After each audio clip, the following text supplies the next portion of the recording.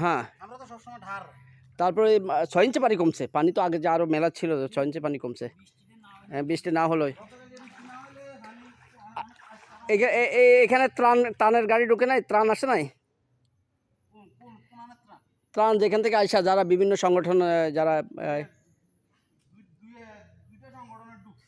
যাক এভাবে তো আজকে তো ২ টা ঢুকছিল। একটা ল্যাবের ওইদিকে ওই রাস্তায় খাটো রাস্তার মাথায় একটা গাড়ি আর এদিকে একটা গাড়ি আমরা ঢুকছিল। তো শুনিও না মনে হয়। আসলে ওই তারা যেদিকে রাস্তা শুকনা সেদিকে, যেদিকে পানি সেদিকে তারা ঢুকতে চায় না। সমস্যা হলো এখানে।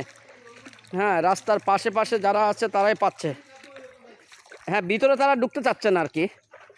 হ্যাঁ, মেন সমস্যা হলো যারা ত্রাণ দিচ্ছে তারা এই রাস্তার পাশে বেশি দূর না, যেগুলো একটু রাস্তা থেকে একটু বেশি ভিতরে, হ্যাঁ, পথগুলো একটু জটিল, তারা সেখানে ত্রাণকর্মীরা ঢুকতে চাচ্ছে না, সেখানে দিচ্ছে না। তো রাস্তার পাশে যারা আছে তারা একবার দুইবার তিনবার পাচ্ছে। তো যারা আসলে পাওয়ার যোগ্য তারা সেরকম সাপোর্ট পাচ্ছে না। তো আসলে শারস্তির পূর্ব উত্তর অঞ্চলে যারা বিশেষ করে আতাগড়া, হাটপাড়, খাটোরা, এইদিকে এই অঞ্চলগুলো, হ্যাঁ, কদমতলী এই অঞ্চলগুলো যারা ত্রাণ দিচ্ছেন সেই দিকে একটু সাপোর্ট দেবেন, একটু ভিতরে গিয়ে সাপোর্ট দেবেন।